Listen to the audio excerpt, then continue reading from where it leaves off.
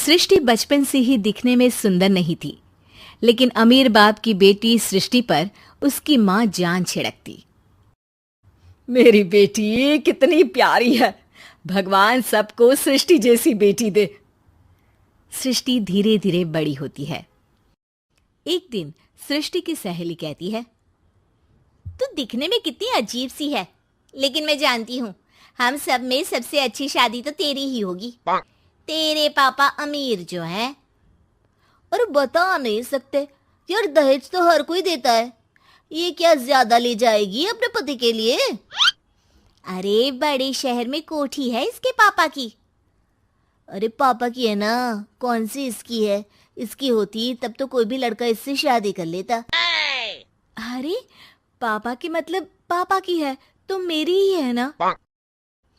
किसने कहा? अब तेरी तो तब होगी ना जब तेरा भाई ना हो।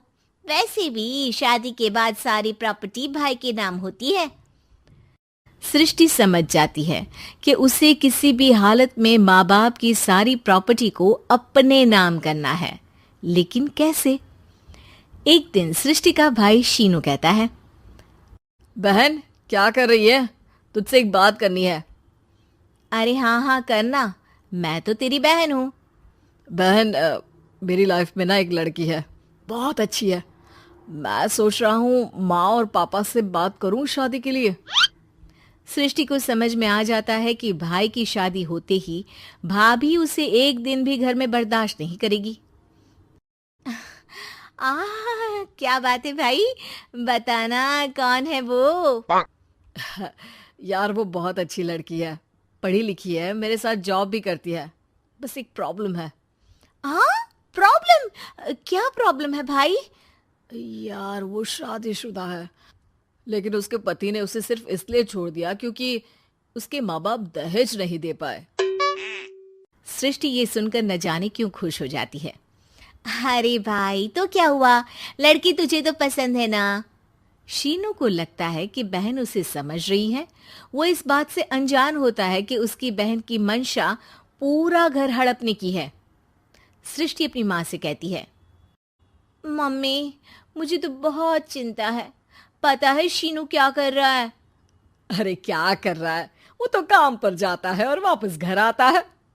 नहीं ना माँ, वो यही तो नहीं कर रहा, बाकी सब कर रहा है। आपको पता है उससे प्यार है, और वो भी एक शादीशुदा लड़की से। ये क्या हो गया, मैं सोसाइटी में क्या मुंह दिखाऊंगी? अरे तेरे पापा तो यही कहेंगे कि मैंने ही उसे बिगाड़ दिया है। माँ देखो, मेरी बात मानो, पापा पर भी विश्वास करने की जरूरत नहीं है। अब आप ही बताओ, पापा इतनी देर घर के बाहर रहते हैं क्यों, बोलो? अरे बेटा वो तो नौकरी करते हैं ना। तू बहुत भोली है माँ, पापा का ऑफिस तो 7 बजे खत्म हो जाता है, लेकिन देखो कितनी देर से आते हैं। अरे नहीं नहीं बेटा, ऐसी कोई बात नहीं है।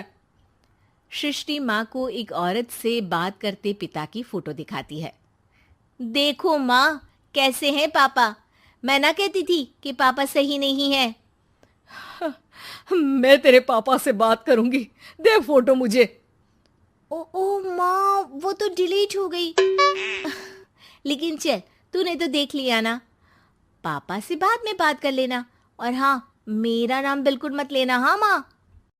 अब क्या था, सृष्टि के माँ और पिता के बीच झगड़ा होना शुरू हो जाता है। सृष्टि के मन में क्या चल रहा था कोई नहीं जानता था।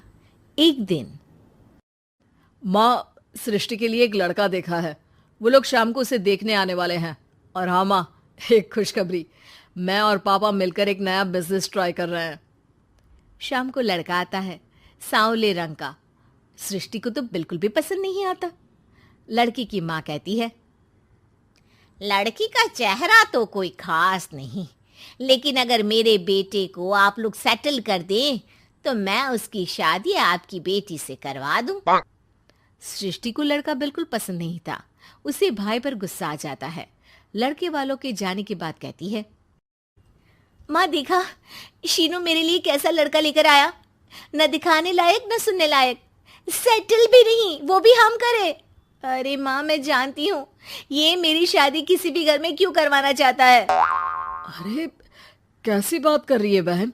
तूने तो देखा ना, लड़के को मैंने ही मना कर दिया तुझसे शादी के लिए। जिसने लड़का बताया था उसने उसकी बहुत तारीफ की थी। बात आई गई हो जाती है, लेकिन सृष्टि का मन शांत नहीं होता। क्या करूं, कुछ समझ में नहीं आ रहा। मेरी शादी हो गई तो ये लोग पूरी प्रॉपर्टी शीनू के नाम कर देंगे, मेरे हाथ तो कुछ लगेगा ही नहीं। तभी सृष्टि को आइडिया आता है। वो किसी वकील को फोन करती है। जी देखिए, अगर आपके मम्मी पापा का तलाक हो जाता है तो आपके पिता की आधी प्रॉपर्टी आपकी माँ के नाम हो जाएगी, फिर उसे वो किसी को भी दे सकती है। सृष्टि अब माँ को बेटे के खिलाफ भरती है। माँ, शीनू पर नजर रखा करो, वो जिस लड़की के प्यार में है ना वो शादीशुदा है। यहाँ आएगी, सारा पैसा रुपया जमीन जायदाद सब हड़प लेगी। पापा का भी हाल तुमसे छुपा नहीं है। ऐसा ना हो कि मैं और आप एक दिन सड़क पर भीख मांगे। हे भगवान, मैं तो जीते जी मर जाऊंगी अगर ऐसा हो गया तो। ऐसा हो गया नहीं माँ, ऐसा ही होगा। अभी समय है, आगे का सोच लो।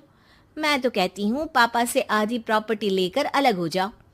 पापा की आधी प्रॉपर्टी भी हम लोगों को अगर मिल जाती है ना तो अगले 7 जन्म सफल समझो। बेचारी माँ बेटी के कहने पर पति से तलाक लेकर अलग हो जाती है। सृष्टि अब पैसों से गाड़ी और अपने दूसरे महंगे शौक पूरे करने लगी। उसके दोस्त भी उसके पैसे इस्तेमाल करते। सृष्टि, कल तुम कहाँ थी? मैं सारा दिन घर पर अकेली थी। तो मैं क्या करूं? मैंने ठेका तो नहीं लिया है ना तुम्हें संभालने का। माँ को सृष्टि से ये उम्मीद नहीं थी। वो बैठकर रोने लगती है। वहीं उसका पति यानी कि सृष्टि के पिता आ जाते हैं। मैं जानता था कि तुम्हारा यही हाल होगा, तो आपने मुझे रोका क्यों नहीं? मैं रोकता तो तुम रुकती क्या? सृष्टि के कहने पर तुमने मुझ पर अपने बेटे पर शक किया, लेकिन तुम ये भूल गई कि कैसे हम दोनों ने मिलकर जीवन में इतना सब खड़ा किया। माँ पति के गले लग जाती है।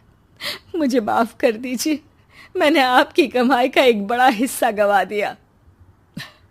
कोई बात नहीं, तुम साथ हो तो मैं ऐसी 7 प्रॉपर्टी खड़ी कर दूंगा। तभी वहां सृष्टि आ जाती है रोते हुए।